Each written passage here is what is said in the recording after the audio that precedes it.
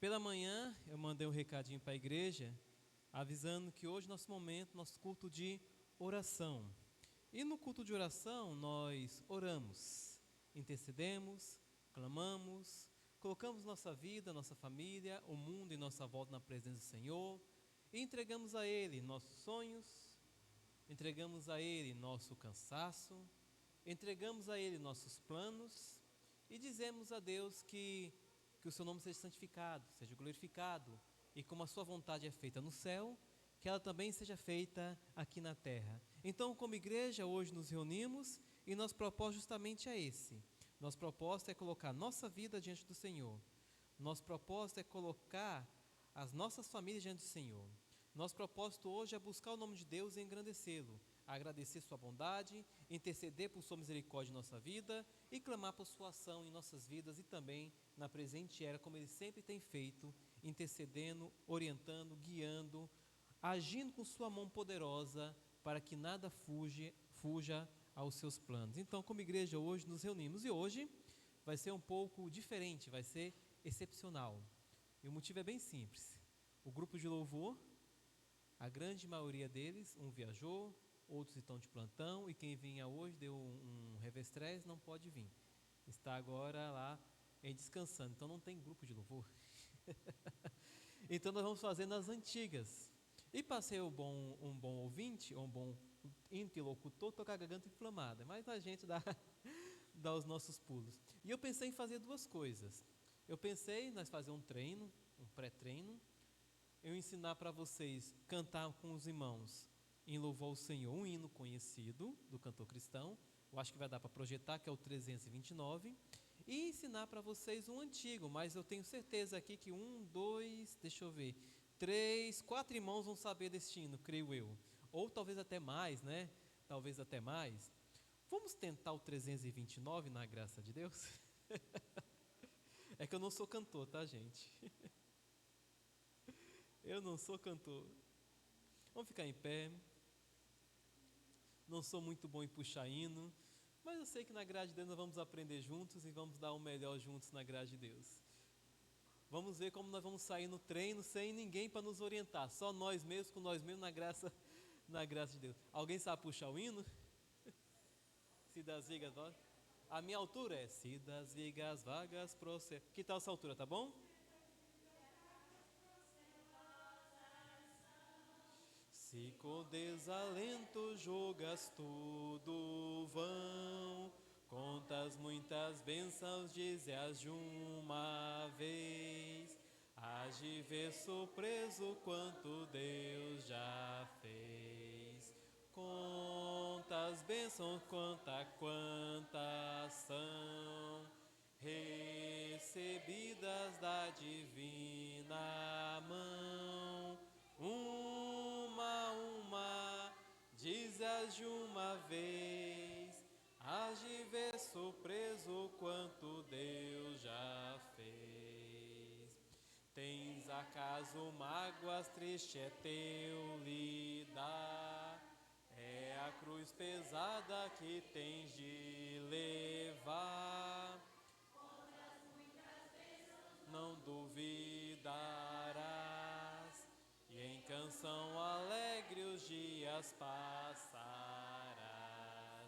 Contas bênçãos, quantas são recebidas da divina mão. Uma, dize-as de uma vez, hás de ver surpreso quanto Deus já fez. Quando vires outros com seu ouro e bens, lembra que tesouros prometidos tens. Nunca os bens da terra poderão comprar a mansão celeste que tu vais morar. Quantas bênçãos, quantas são recebidas da divina mão. Uma, dize-as de uma vez, hás de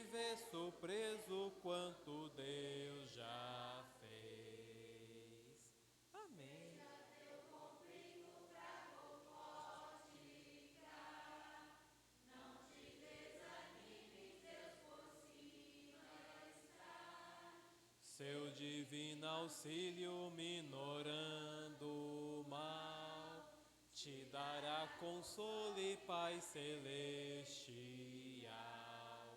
Conta as bênçãos, conta quantas são recebidas da divina mão. Uma a uma, dize-as de uma vez, hás de ver surpreso quanto Deus já fez. Amém. Pergunta: os irmãos conhecem o número 156 do cantor cristão? Ó Deus bendita, atende o nosso rogo. Que é uma que eu estava pensando em ensinar. Ou pelo menos dar aquela palhazinha, deixar gravado e vocês depois aprendem em casa. Vocês conhecem? Alguém conhece esse? Ó, um conhece. Conhece? Não? Esse aqui é um dos meus preferidos quando eu cantava. Eu era pequenininho, um pouquinho mais velho que a Adonai. É um dos que eu mais cantava. Só que eu nunca fui bom em cantar, me lembro muito bem. Pelo menos uma pequena palhazinha, vamos ver se os irmãos conseguem pegar o ritmo. É 156. 156. Ah, não tem no sistema? Beleza, não tem no sistema. Para achar não vai ser tão fácil assim. Beleza, meus irmãos, poder sentar. Vamos lá. Oi? Tem algum que os irmãos conhecem que queira sugerir? Ah, sim, verdade. Querem tentar 156? Acha aí no celular então. 156, acha no celular. Cantor cristão 156. Quem não tem, compartilha com quem tem, ou quem tem, compartilha com quem não tem, melhor dizendo, né? 156. Você pode pegar pela internet e colocar, não pelo sistema de projeção, mas pode colocar pelo sistema online, né? Pelo sistema de navegação, no navegador. 156. Vamos ficar em pé agora de novo então? 156.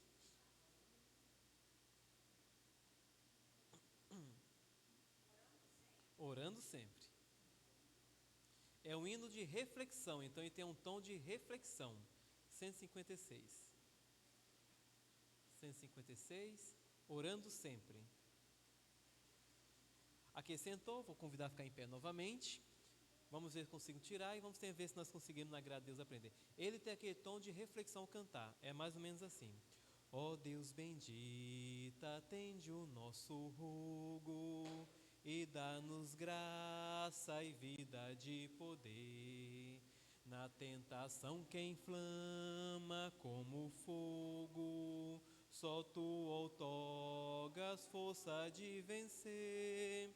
Nossa oração responde ao Pai de amor, e neste mundo dá-nos teu favor. E neste mundo dá-nos teu favor. Perdoa as nossas culpas e pecados, que muitos são, pois débeis somos nós. De ti às vezes vamos afastados, rebeldes não ouvindo tua voz. A ti clamamos, certos do perdão, arrependidos mostra compaixão. Arrependidos mostra compaixão. Que privilégio santo e doce temos de ter a paz de Cristo Salvador. Em seu bendito nome a Deus louvemos, alegres, fortes, cheios de fervor. Oh, que prazer glorioso a Deus orar, pois é queimar incenso sobre altar. Pois é queimar incenso sobre altar. Orai-nos de Jesus, teu Filho amado, sim, tudo a ti levamos na oração. Aqui estamos firmes ao mandado com fé fazendo a nossa petição. Ó vem, Senhor, agora transmitir, poder e graça vem nos assistir, poder e graça vem nos assistir. Amém. Agora sim poder assentar. Semana passada, na graça de Deus, nós demos continuidade ao estudo que estamos fazendo na carta de Tiago. Epístola de Tiago, capítulo 4. Vimos do verso 1 ao verso 12, mais especificamente ao verso 10. E hoje então vamos ver do verso 13 em diante, mas também vamos pegar um pouquinho do verso 11 e o verso 12, mais especificamente do verso 13 até o final da carta. Semana passada me empolguei um pouco, eu quis explicar bem detalhadamente o assunto. Hoje não vou me demorar tanto, mas também quero explicar o assunto em alguns pormenores, de forma a destacar algumas ideias principais do texto para nós. Tiago, ele está neste capítulo aqui, chamando a atenção dos irmãos para que eles venham a evitar o mundanismo. E quando falamos de mundanismo, estamos falando de uma vida onde a pessoa vive sua vida seguindo suas próprias regras, seguindo sua própria justiça, seguindo seu próprio coração. Em outras palavras, mundanismo é a pessoa que segue seu próprio coração. Vou seguir meu coração, vou seguir aquilo que eu julgo correto, vou seguir aquilo que eu julgo certo, vou seguir aquilo que eu julgo bom, vou seguir aquilo que eu julgo que está de acordo com a vontade de Deus, de acordo com o padrão de Deus. Em outras palavras, é a pessoa seguindo seu próprio coração, seu próprio entendimento, sua própria vontade. Tiago vai dizer que esta disposição é mundana e ela tem uma causa. Esta causa é a pessoa que cobiça, é a pessoa que quer colocar ou impor seus padrões diante de Deus e que Deus tenha que falar amém para os seus padrões. E isso traz consequências terríveis, pois nos leva a entrar na posição de adúlteros diante de Deus. Deus chama uma pessoa que invoca o teu nome, mas que não se submete ao seu querer, à sua vontade. Aqui é dizer a Deus: seja feita a tua vontade em minha vida, como ela é feita no céu. Quem não declara isso através de suas ações, Tiago está chamando de adúltero, de uma pessoa infiel, de uma pessoa que está colocando um jugo desigual para com Deus. Ele professa que serve a Deus, mas suas ações, suas obras, eles demonstram ao contrário. Ele, na verdade, está se afastando da vontade de Deus em sua vida. E a cura disso nada mais é do que se submeter a Deus, se humilhar diante de Deus, confiar em Deus, se achegar a Deus, se afligir, lamentar, chorar e se humilhar diante de Deus, no clamar, na comunhão. E Deus, na graça dele, ele sempre nos exalta. Só que Tiago continua. A partir do verso 11 em diante, Tiago vai dizer que o mundanismo ele vai causar uma presunção em nossa vida. E essa presunção nos leva a uma realidade que queremos negar. A realidade que a nossa vida é frágil. E se quisermos viver a nossa vida sem a vontade de Deus, ou se procurarmos viver a nossa vida contrária à vontade de Deus, ou viver a nossa vida sem colocar Deus na equação, a vontade de Deus na equação, nós estamos sendo presunçosos. E a nossa vida, quando se depara com a grande fragilidade que ela é, entramos no estado de checkmate, onde nos resta apenas o planejar, mas tudo cair por terra, pois Deus não faz parte do pacote. Então, o mundanismo, ele vai trazer consequências, ele vai manifestar suas características numa presunção de vida, aonde nós continuamos teimando e não querendo nos submeter à vontade de Deus. Capítulo 4 de Tiago, verso 11 em diante, o texto diz o seguinte, eu vou ler na NVI. Irmãos, não fale mal um dos outros. Quem fala mal do seu irmão ou julga o seu irmão, fala mal da lei e a julga. Quando você julga a lei, não está cumprindo, mas agindo como juiz. Há apenas um legislador e juiz, aquele que pode salvar e destruir. Mas quem é você para julgar o seu próximo? Aqui está falando do julgamento de forma hipócrita, tá, gente? Verso 13. Ouça agora, vocês que dizem, hoje ou amanhã iremos para esta ou aquela cidade, passaremos um ano ali, faremos negócio e ganharemos dinheiro. Vocês nem sabem o que acontecerá amanhã. Que é a sua vida? Vocês são como uma neblina que aparece por um pouco de tempo e depois dissipa.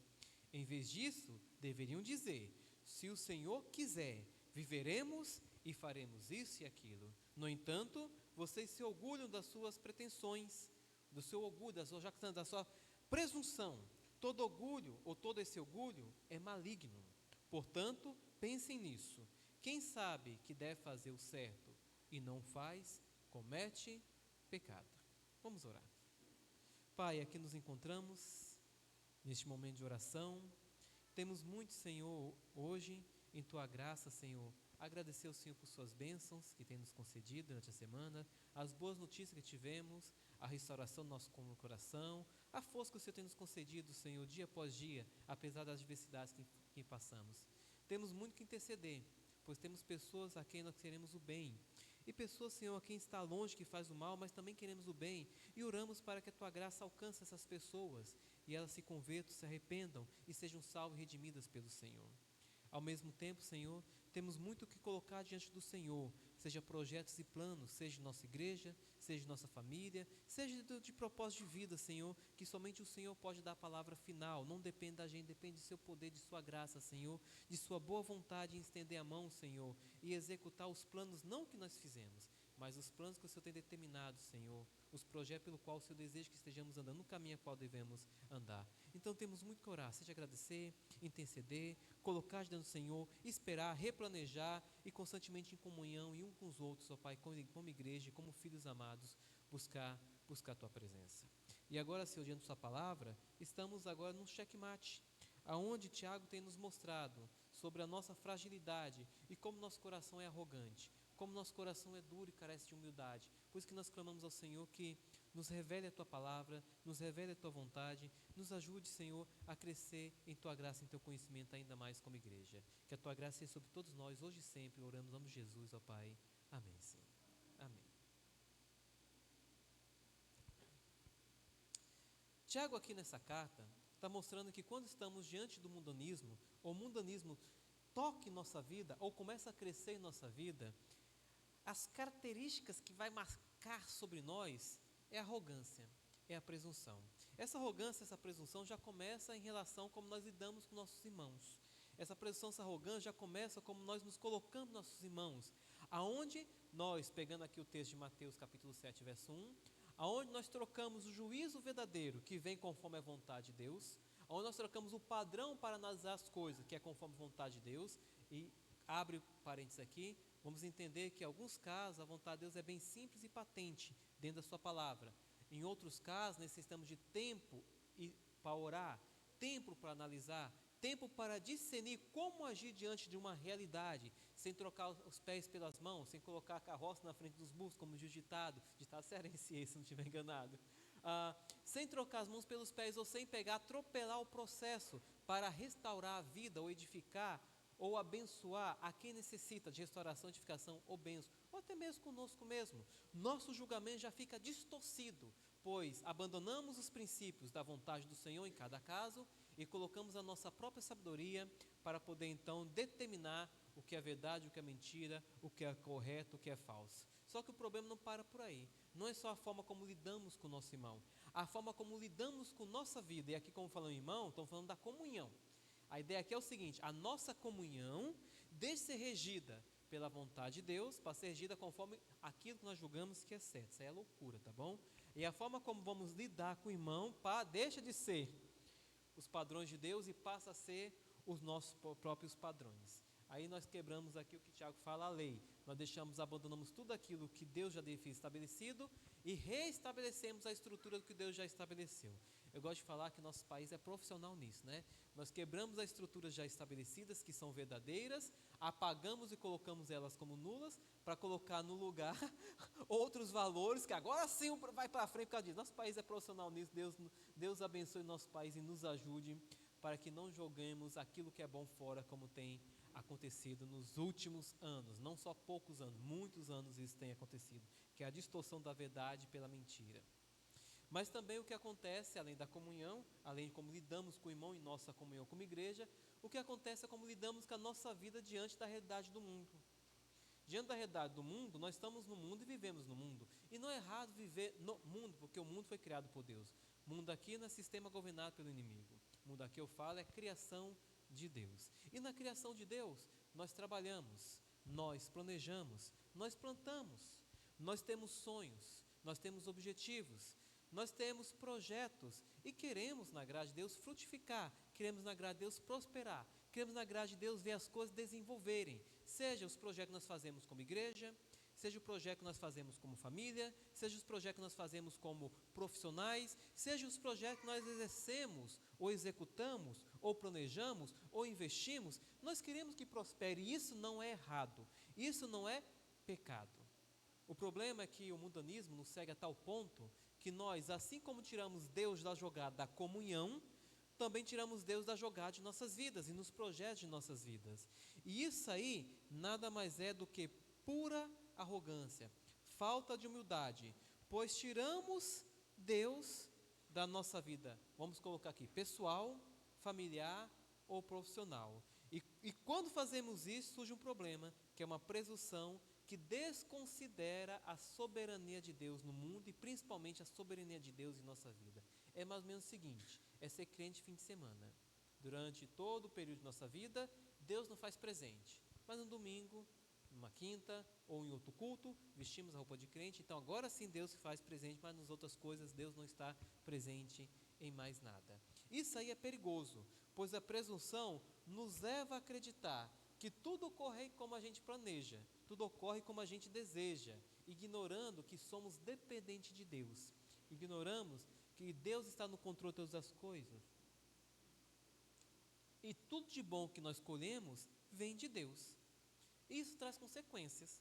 Entre as consequências, a fragilidade de compreender que a nossa vida passa no piscar de olhos. O risco de viver sem Deus é o risco que a pessoa planeja lá na frente, tudo caiu por terra. Tiago, então, sabendo que isso estava acontecendo com a igreja, Tiago, sabendo que isso estava ocorrendo com os irmãos, ele chega então e ele vai argumentar contra a presunção dos irmãos. E vai dar algumas advertências. Primeira advertência está no verso 14, parte A. Não vos sabeis, vocês não sabem o que sucederá com vocês amanhã. Ou podemos dizer, vocês nem sabem o que acontecerá amanhã.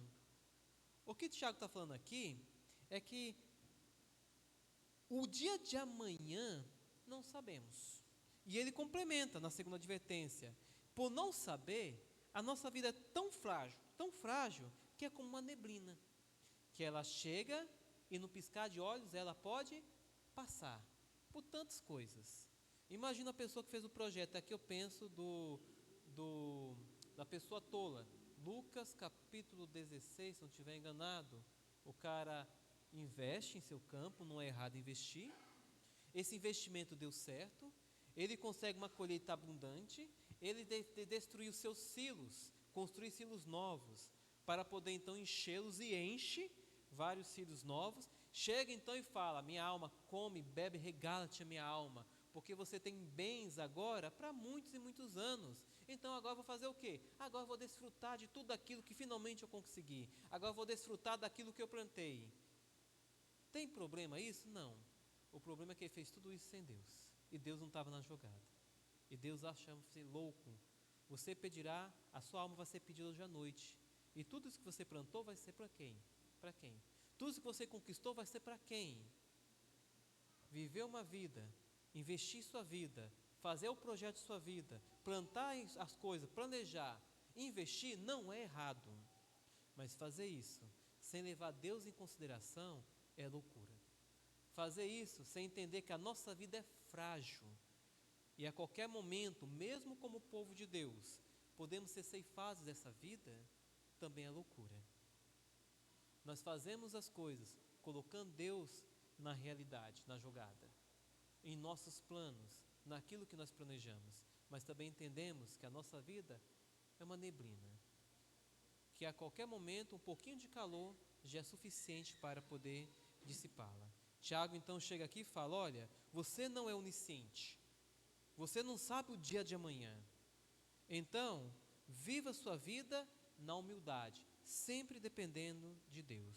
E tome cuidado, pois nossa vida é frágil e ela num instante se apaga. Por conta disso, devemos viver e planejar com consciência que a nossa vida passa e tudo tem que estar na mão de Deus, porque Deus é o princípio maior de toda a existência da criação. Terceira advertência, verso 15, ele vai dizer que nós devemos depender da vontade de Deus. Verso 15 ele vai dizer, não, meu filho. Ele vai dizer no verso 15, em vez disso, deveriam dizer, olha o que eles falam no verso 14, vocês sabem o que acontecerá amanhã?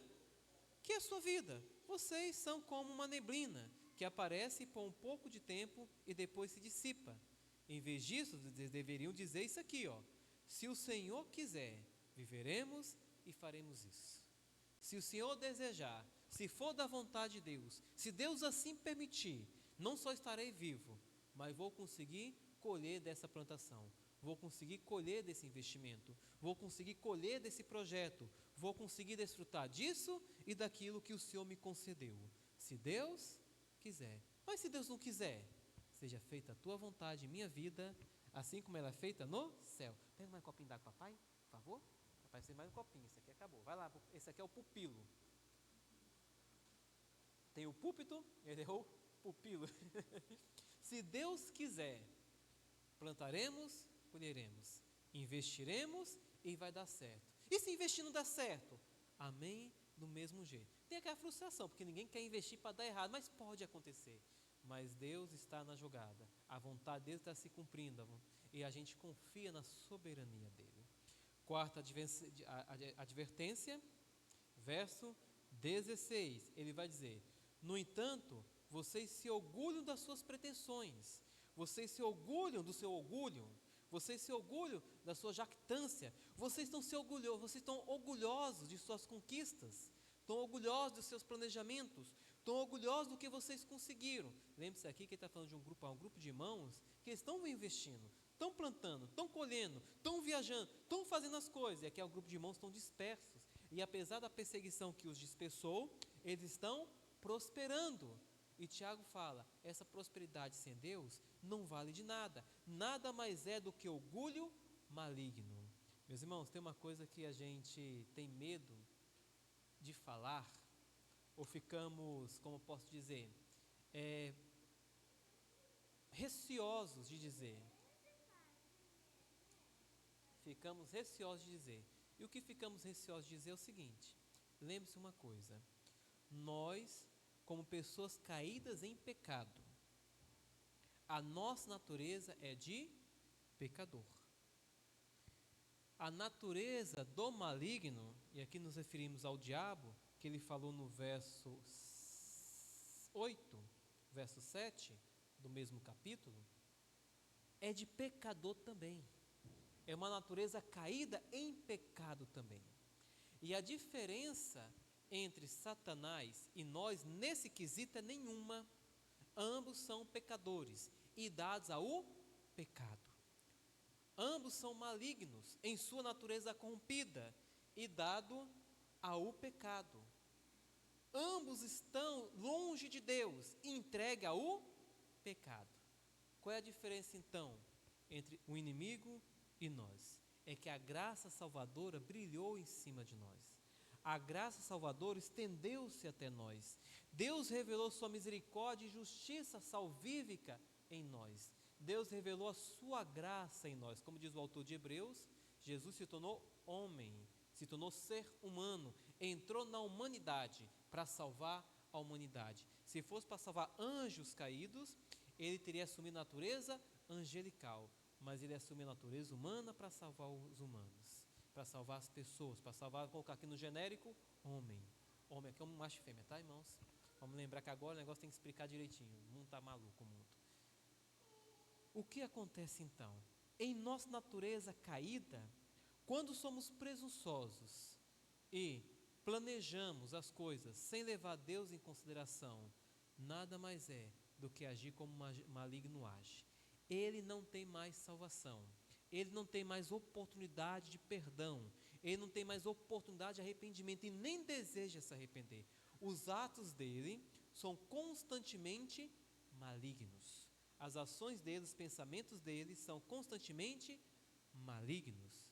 E quando nós agimos sem colocar Deus na equação, sem colocar Deus na nossa vida e nossos planos, estamos agindo como Ele.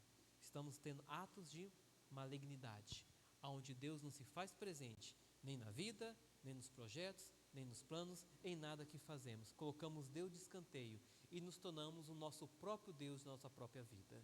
Isso é loucura, é agir em malignidade, são atos malignos. Esse orgulho, Tiago está deixando bem claro, é algo maligno. Todo orgulho como esse é maligno.